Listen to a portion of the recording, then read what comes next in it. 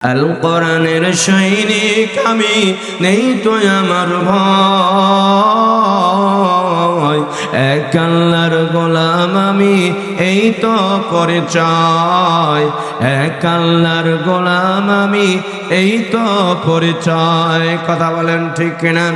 আমার আল্লাহ রাব্বুল আলামিন ডাক দিয়ে বললেন, বান্দা তোমরা আমাকে ভয় করো, কারণ আমি তোমাদের রব। আমি কি? আমি তোমাদের রব, আমাকে তোমরা ভয় করো।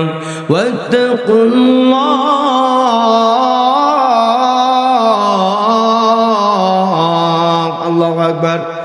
ইন্নাল্লাহা শাদীদুল ইকাব।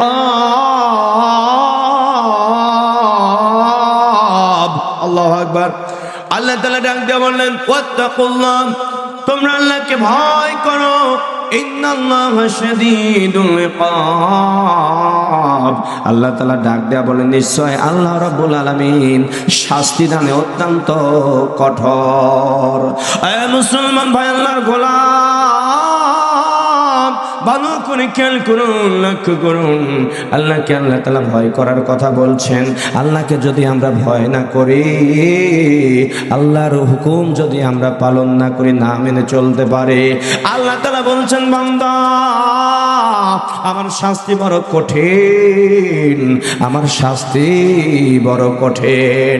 ভয় সম্পর্কে আমার আল্লাহ রাব্বুল আলামিন সূরাতুল আহজাবের ৭০ নম্বর আয়াতে কারিমায় আল্লাহ তাআলা ডাক দিয়ে বললেন, ইয়া আইয়ুহাল্লাযীনা আমানুত্তাকুল্লাহ, আল্লাহু আকবার, ওয়া কুলু কাওলান সাদীদা। আল্লাহু আকবার। আল্লাহ তাআলা ডাক দিয়ে বলেন, ঈমানদারগণ, যারা আমার উপর তোমরা ঈমান এনেছো, আমাকে ভয় করো এবং সদা সর্বদা তোমরা সত্য কথা বলো।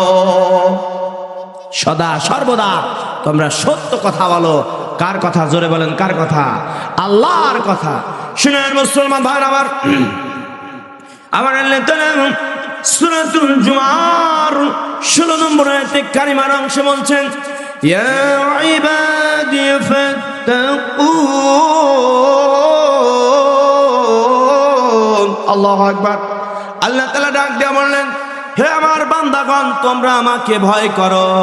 আল্লাহ তাআলা নিজেই বলছেন, বান্দারে তোমরা আমি আল্লাহকে ভয় করো। তাহলে ভয় করতে হবে কাকে? জোরে বলেন। ভয় করতে হবে রবকে, না রবকে? রবকে ভয় করতে হবে। আল্লাহ তাআলা এই ভয়ের আয়াত সম্পর্কে, ভয় সম্পর্কে কোরআনুল কারীমের অন্য জায়গায় বলছেন। সূরা বাকারার আয়াত নম্বর ২৩৩ নম্বর আয়াতে আল্লাহ তাআলা বলছেন, ওয়াত্তাকুল্লাহ,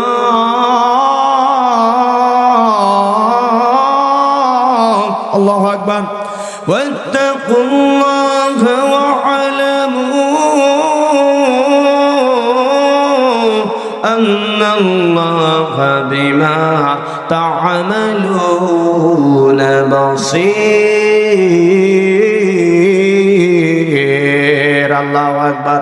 আল্লাহ তাআলা ডাক দিয়ে বললেন, আল্লাহকে ভয় করো এবং জেনে রাখো যে নিশ্চয় তোমরা যা করো না কেন, আল্লাহ রাব্বুল আলামিন সব কিছুই দেখেন। জোরে বলেন আল্লাহু আকবার। আল্লাহ তাআলা সূরা মায়দার 11 নম্বর আয়াতে কালিমা আল্লাহ বললেন ভয় সম্পর্কে, ওয়াত্তাকুল্লাহ, আল্লাহু আকবার, ওয়া আলাল্লাহি ফালইয়াতাওয়াক্কালিল মুমিনুন। আল্লাহু আকবার বলেন। আল্লাহ তাআলা ডাক দিয়ে বললেন, তোমরা আল্লাহকে ভয় করো এবং মুমিনদের আল্লাহর উপর ভরসা করা উচিত। যারা মুমিন রয়েছে ভরসা করবে কার উপরে? জোরে বলেন, আল্লাহর উপরে ভরসা করতে হবে। কারণ আল্লাহর উপর ভরসা না করে আপনি মারা গিয়েও শান্তি পাবেন না। আল্লাহকে রাজি খুশি না করে গিয়ে দুনিয়া থেকে যদি আপনি বিদায় নেন, আপনার উপরে আপনার শাস্তি হবে, জুলুম হবে। কথা বলেন ঠিক কিনা? জুলুম হবে না, শাস্তি হবে। শাস্তি হবে।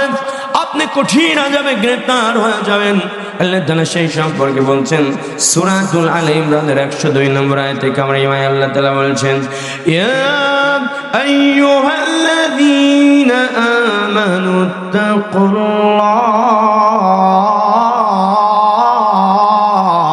আল্লাহু আকবার, হাক্কা তুকাতিহি ওয়া লা তামুতুন্না ইল্লা ওয়া আনতুম মুসলিমুন। আল্লাহু আকবার বলে। আল্লাহ তাআলা ডাক দিয়ে বললেন, ইয়া আইয়ুহাল্লাযীনা আমানু, যারা ঈমান এনেছো, আমানুত্তাকুল্লাহ, তোমরা আমি আল্লাহকে ভয় করো, হাক্কা তুকাতিহি, ভয় করার মতো ভয় করো, ওয়ালা তামুতুন্না, এবং তোমরা মৃত্যুবরণ করো না, ইল্লা ওয়া আনতুম মুসলিমুন। আল্লাহু আকবার। প্রকৃত মুসলমান না হয়ে তোমরা মৃত্যুবরণ করো না। আল্লাহ তাআলা সূরা আলে ইমরানের 102 নম্বর আয়াতে কারিমায় বলছেন, হে ঈমানদারগণ, যারা আমার উপর ঈমান এনেছো, তোমরা আমি আল্লাহকে ভয় করো, ভয় করার মতো। জোরে বলেন, কিসের মতো? ভয় করার মতো ভয় করো, এবং প্রকৃত মুসলমান না হয়ে মৃত্যুবরণ করো না। অর্থাৎ প্রকৃত মুসলমান হয়ে মৃত্যুবরণ করার কথা কে বলেছেন? জোরে বলেন, কে বলেছে? আল্লাহ রাব্বুল আলামিন বলেছেন, প্রকৃত মুসলমান হয়ে তোমরা মাটির কবরে আসো।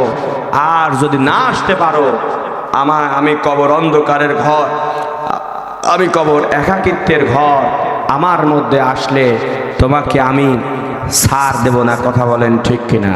আমল ছাড়া আসলে আমি তোমাকে ছাড় দেব না। কথা বলেন ঠিক কিনা? ছাড় দিবে কবর? জোরে বলেন, আমল ছাড়া গেলে কবর ছাড় দিবে? ছাড় দিবে।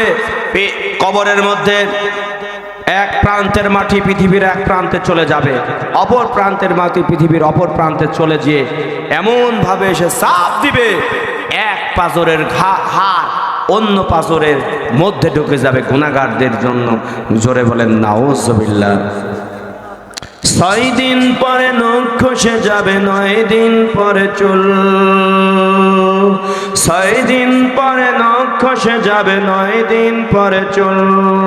কবর গাহের সামান নিতে কইরো না কেউ ভুল, কবর জায়গা ভালো নয়।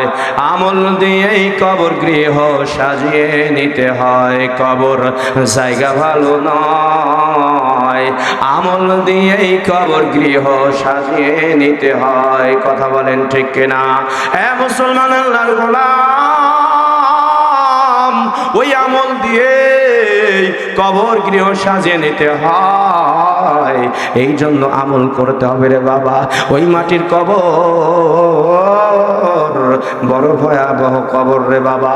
ওই কবরের মধ্যে যদি আমল না নিয়ে আপনি আমি যাই, তাহলে ভয়ঙ্কর আযাব ওই কবরের মধ্যে কিন্তু সহ্য করতে হবে। ওই কবর কিন্তু কাউকে খাতির করবে না। ওই কবর মাটির ঘর, ওই কবর সাত বিশ্বর ঘর রে বাবা। ওই কবরের মধ্যে আল্লাহ রাব্বুল আলামিন আযাবের ব্যবস্থা করে রেখেছেন। আল্লাহ তাআলা কত রকমের আযাবের ব্যবস্থা করে রেখেছেন। এ বাবা দেখেন, একটা ফুটা চোখের পানি ছেড়ে দেওয়া যায় কিনা? মৃত্যুর কথা স্মরণ করেন। আপনি যখন দুনিয়ার জমিন থেকে বিদায় নিয়ে চলে যাবেন, আপনার রূহটাকে আজরাইল আলাইহিস সালাতু ওয়াস সালাম যখন কবজ করে নিয়ে চলে যাবে, ও মা বোনেরা ভালো করে খেয়াল করুন, ওই কবরের কথা স্মরণ করুন। ও মা বোনেরা, ও সদিরাজপুরের মা বোনেরা, আশেপাশের মা বোনেরা ভালো করে খেয়াল করুন। আমি মূল পয়েন্টে চলে এসেছি আলোচনার। ও মা, আপনি যখন নববধূ রূপে আপনার শ্বশুরালয়ে এসেছিলেন, আপনার স্বামী গৃহে প্রবেশ করেছিলেন, মা আপনাকে কত আনন্দ করে বরণ করে নিয়েছিল। আপনি লাল বেনারসি শাড়ি পরে নববধূ হিসেবে কাঁচের চুড়ি পরে আপনি এসেছিলেন, আপনাকে কাঁচের গ্লাসে শরবত পান করাইছিল মা। ও মা, দুনিয়ার জমিনে এই মুসাফির খানায় কয়দিন ঘুরাইয়া ফিরাইয়া আল্লাহ রাব্বুল আলামিন যখন আপনার হায়াত নামক দৌলত শেষ হয়ে যাবে, মালাকুল মাউত হযরত আজরাইল আলাইহিস সালাতু ওয়াস সালাম যখন এসে জান কবজ করে নিয়ে চলে যাবে, ও মা আপনার নিথর দেহ পড়ে রবে, আপনার সন্তান কান্নাকাটি করবে মা মা বলে, আপনার খবর চলে যাবে, হবে এলান তোমারই নাম, হবে এলান তোমারই নাম মসজিদের মাইকে,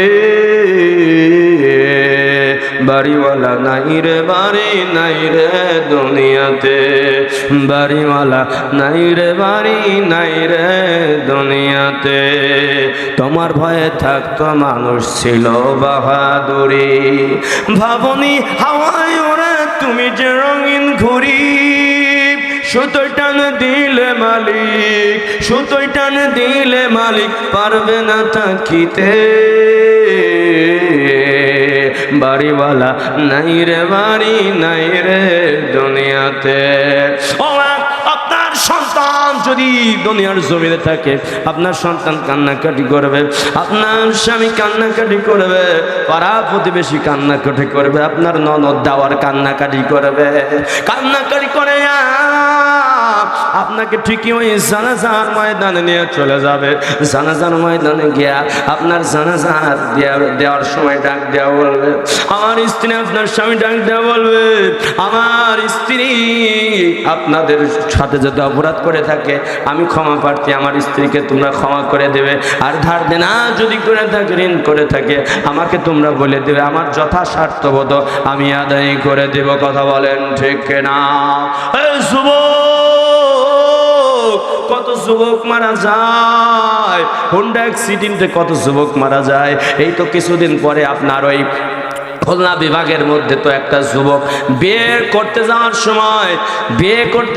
সময় আপনার ওই যুবক বর কনে 14 জন রোড অ্যাক্সিডেন্টে মাইকোর মধ্যে মারা গেল।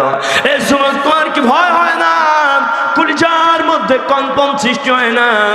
যুবক যে কোনো সময় তো তুমি মারা যেতে পারো, যে কোনো সময় আল্লাহ তাআলা তোমার কাছে আজরাইল পাঠিয়ে দিতে পারে। কথা বলেন ঠিক না? এই জন্য যুবক এখনই ভালো করতে ভালো হবে। আমি যে সূরাতুল আল ইমরানের আয়াতে কারিমা তিলাওয়াত করলাম, ওয়ালা তামুতুন্না ইল্লা ওয়া আনতুম মুসলিমুন। আল্লাহু আকবার। এ যুবক, আল্লাহ তাআলা ডাক দেয়া বললেন, তোমরা মুসলমান না হয়ে মৃত্যুবরণ করো না। এ যুবক, তুমি যে কোনো সময় যে কোনো মুহূর্তে তোমার ডাক এসে যেতে পারে। কথা বলেন ঠিক না? যে কোনো সময় তুমি মারা যেতে পারো। যুবক, কিসের তোমার যৌবনের বাহাদুরি? যুবক ছিল হযরতে হানজালা রাদিয়াল্লাহু তাআলা আনহু, যারা সাহাবীরা ছিল যুবক, এমন যুবক যারা আপনার দিনের জন্য দিনের এক একটা সাহাবী এক একটা সৈনিক ছিলেন। কথা বলেন ঠিক না? হযরতে হানজালা রাদিয়াল্লাহু তাআলা আনহু যুবক ছিলেন। সাহাবীদের সম্পর্কে আল্লাহ তাআলা বললেন, রাদিয়াল্লাহু আনহু ওয়া রাদু আন যালিকা লিমান খাশিয়া রাব্বা। আল্লাহ তাআলা ডাক দিয়ে বললেন, সাহাবীদের প্রতি আমি রাজি খুশি, আর সাহাবীরাও আমি আল্লাহর প্রতি রাজি খুশি। জোরে কান সুবহানাল্লাহ। এই যুবক, তোমার মতো যুবক ছিল হযরতে হানজালা রাদিয়াল্লাহু তাআলা আনহু। হযরতে হানজালার যখন বাসর রাত হয়, বাসর রাত করার পরে আপনার গোসলের জন্য, ফরজ গোসলের জন্য যখন গোসল করতে চলে গেল, গোসল করার সময় আপনার পানির কাছে গেল, ওযু করলেন হানজালা, আর শুনতে পেল কুতিলা মুহাম্মদ, কুতিলা মুহাম্মদ। এই কথা শোনার সঙ্গে সঙ্গে হানজালা রাদিয়াল্লাহু তাআলা আনহু আর দেরি করলেন না, উনি চলে গেলেন বিবির কাছে, গিয়া বললেন, বিবি তরবারি দাও, আমার নবী দুনিয়ার জমিনে নাই, আমার নবী দুনিয়ার জমিনে নাই, আমার নবী বিনে আমি বেঁচে থাকতে চাই না। সেই জমিনে যে মদিনায় নবী নাই, ওই মদিনায় আমি হানজালা থাকবো না, আমি হানজালা আমার জীবন দিয়ে কি হবে। হানজালা রাদিয়াল্লাহু তাআলা চলে গেলেন বিবির কাছে। বিবির কাছ থেকে তরবারি নিয়ে, আপনার ফরজ গোসল বাদ দিয়া বিবির কাছ থেকে তরবারি নিয়ে নবীর প্রেমে পাগল হয়ে ওতালা হয়ে চলে গেলেন জিহাদের ময়দানে। হযরত হানজালা রাদিয়াল্লাহু তাআলা তিনি মনোযোগ সহকারে জিহাদ করলেন।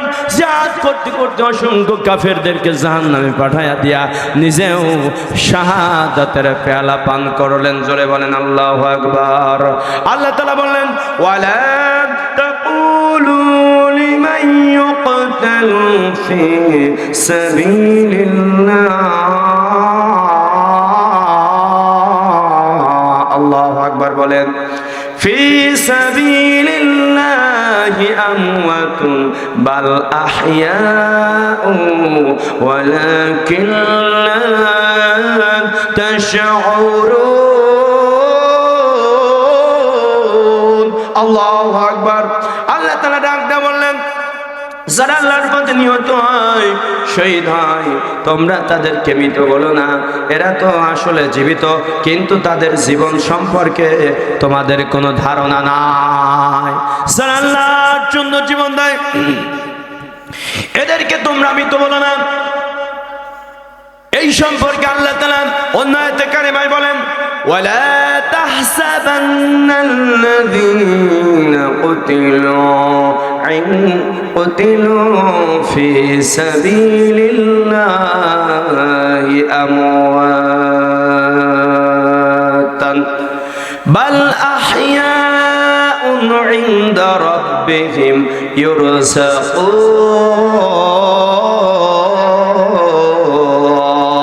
আল্লাহু আকবার বলেন।